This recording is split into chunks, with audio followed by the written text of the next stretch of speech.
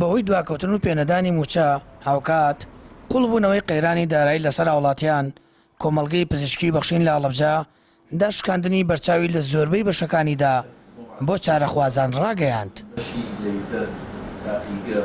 لە ئێستاشا بە ڕەچاوکردنی بارودۆخی دارایی هاوڵاتیان و قەیرانی بێموچەی بۆ کە سەرجەم چین و توێژەکانی کردوێتەوە. ئێمە وەکو هەمیشە بە ئەرکی سەرشانی خۆمانمانزانیوە کە دەستبار و هاوکاری ئەو چینە بین کە پشت و پەنایان یعنی پشت بە موچیان بەست و بە تێکڕا بەگشتی. بۆیە بڕیارمان ناوە بە داشکاندنیەکی لە 150 بۆ لە 130 لەسەر جەم بەشەکانە، ینی لە کۆی ئەو خزمەت گوزاریانی کە لە کۆمەڵگەکەمان ئەکرێت داشکاندنی لە 150مان هەیە، لە 120مان هەیە، لە 130مان هەیە.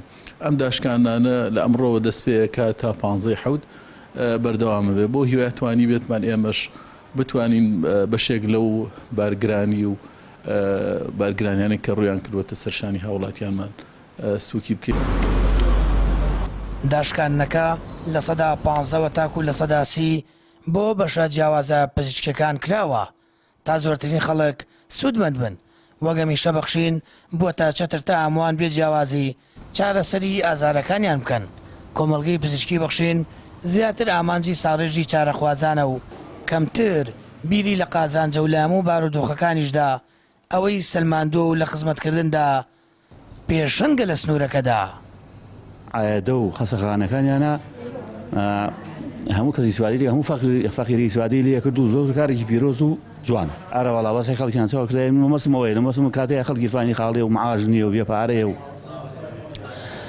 کارێکی زۆر پیرۆز و جوانە و بەڕاستی و ئەیتر زۆر سپاسیانەکەین و کارێکی پیرۆز و جوانە و هەموو کەسێ وەکو ئانەوە ئاوەل لەم کاتە ئیشی کرد ئیشێکی پیرۆز و جوان بوو. لەبەرەوەی کە ڕێژەی موچەخۆر لە وڵاتی ئێمە زۆرە، لەبەرەوەی خێزانەکانی ئێمەش قەرەباڵخییان پێوە دیارە کاریگەریەکی ڕاستەوخۆ و خراپی هەیە لەسەر ژیانی خەڵک زۆر زەرەری کردووە لەم بێ موچەیە، بازار زەرەری لێ کردووە، خەڵک زەرەری لێ کردووە، موچەخۆران بە تایبەت زۆر زەرەریان لێ کردووە. لەبەرەوە هەر کەسێ بتوانێت یارمەتیە بدا، هەر کەسێ بتوانێت دەستگیرۆیە بکە، دەستی خۆش بێ و جێگەی ڕێزەوە دەستان خۆش بێ یاخۆ. کۆمەڵگەی پزیشکی بەخشین لە ڕێگەی نزیکەی 20 پسپۆڕی جیاوازی تەندروستیەوە خزمەت بە وڵاتیانی هەڵەبجە و شارەزور دەکات. خزمەتەکانی لە ڕابردوودا گەوای دەری ئەوەن هەرزانی لە نرخدا و کوالیتی لە کارکردن و پسپۆڕیدا ئامانجا سەرەکیەکەیەتی بۆی قەیرانی دارایی و بێموچەییەوە تا 15 تەمووز داشکاندنەکەیان بەردەوام دەبێت. سامان فەتاح، کەناڵی ئاسمانی پەیام، هەڵەبجە.